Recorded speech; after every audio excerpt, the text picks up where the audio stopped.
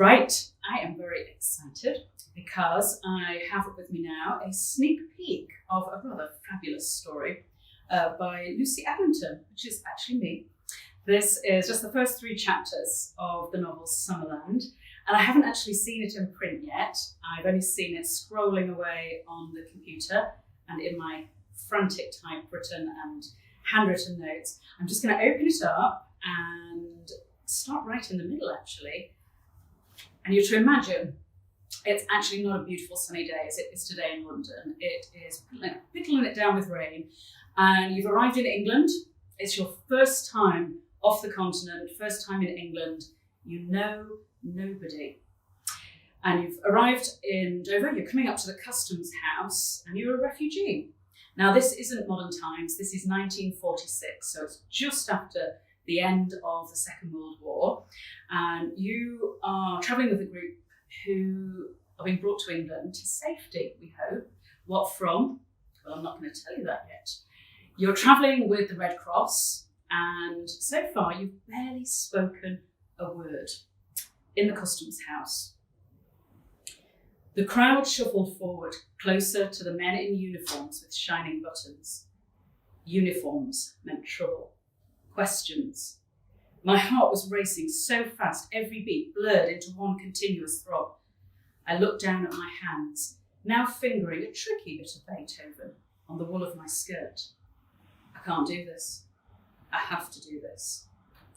One by one, the officials crooked a finger for someone to step up and show their papers. My turn. Do what everyone else does. A customs man behind a big wooden desk looked me up and down. What did he see? A dark-haired girl in a red checked coat, brown cardigan, brown skirt, brown socks, brown shoes. It was a smart coat at least, though it had been through a lot. All my clothes were cast-offs, a bit like me. Name?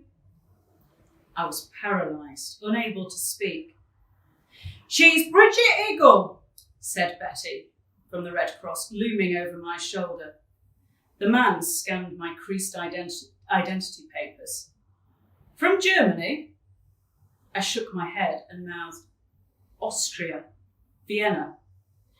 Says here you trained as a seamstress. What should I reply to that? The customs man frowned at Betty. Here, you, miss, ask her if she's a seamstress. Like I know, Betty spluttered. My job's just to fetch 'em in. I barely know how to say parlez-vous in school, let alone German. She turned to me and did a pantomime of sewing. I nodded.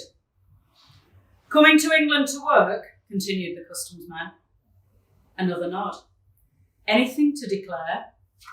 I handed over my brown cardboard case, given to me at the Red Cross Refuge Centre in Berlin. The customs man clicked the lid and opened it. It didn't take long for him to work through all that I owned in the world.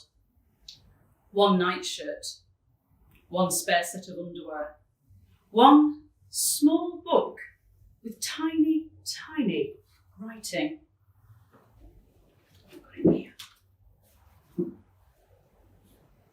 And most precious of all, 1 grey glove.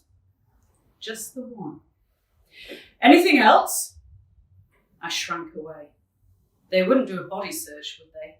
That would be disastrous. Then I remembered my uneaten fish paste sandwich given to me by Red Cross. Wordlessly, I pulled it out of my pocket and handed it over. The customs man took 1 sniff at the fish paste and shoved the whole sandwich back at me. Move along now, nothing to declare. I moved along, head down, eyes down.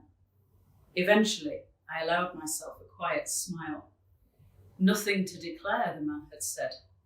Well, we all have our secrets. No one needed to know about the knife in my soul.